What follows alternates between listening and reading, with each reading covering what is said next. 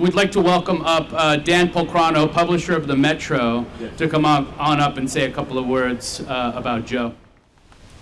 Hey, you guys are doing such an awesome job of paying tribute to Joe.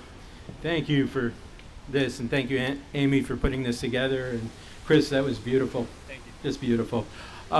So it's I suspect that other people around here kind of share the sense of disbelief that Joe's no longer here with us.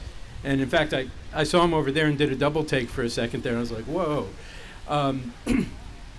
You know, when I read on Steve Enzer's Facebook page about what had happened, I was like, wait, this can't be, because he had literally just been texting me, telling me what a cool time he was having in Cabo and how he was going to come by Music in the Park. And, you know, Joe was everywhere, as people are saying. I got to know Joe when he came to work for an organization I incorporated about 35 years ago, the San Jose Downtown Association. And that group over the years has gotten very big and it's changed a lot. But Joe, of anybody who's worked there over the past 3 decades, I thought was one who really reflected its core values, which was to fight for small businesses and to fight for individuals and to fight for outsiders. And he was just someone who was extremely idealistic, and he said what he thought, and he didn't care if he paid a personal price, because he wasn't a careerist. He was someone who was true and had integrity and really cared. He had an amazing sense of justice and caring about this community and about the people in it, and he was willing to go and fight for anybody, no matter what the cost. And he didn't follow along. He led, he cut his own path.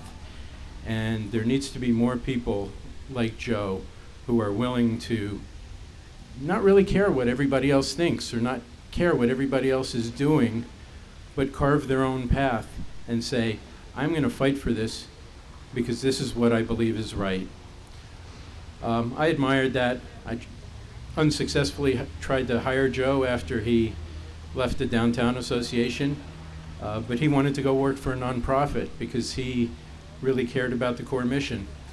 And he would call me every time he jumped to a new one. He would call me, Dan, you got to write about this. You've got to say something about this. And his last exchanges with me, he was trying to get me to talk more about the furniture bank, and he kept telling me in that such articulate and direct connection way that only Joe could talk about it, about why this was important, and he got me to understand about the amazing work that the Bay Area Furniture Bank is doing.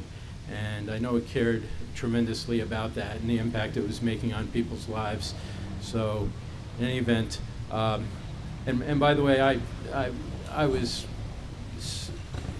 Joe was so important to me that when I heard about his passing, I personally wrote the article that appeared in San Jose Inside. It doesn't have my name on it because sometimes my editors don't even give me credit for what I write, but I wrote that because I care about Joe, and I hope we will always remember Joe and commemorate him in our actions every day. Thank you.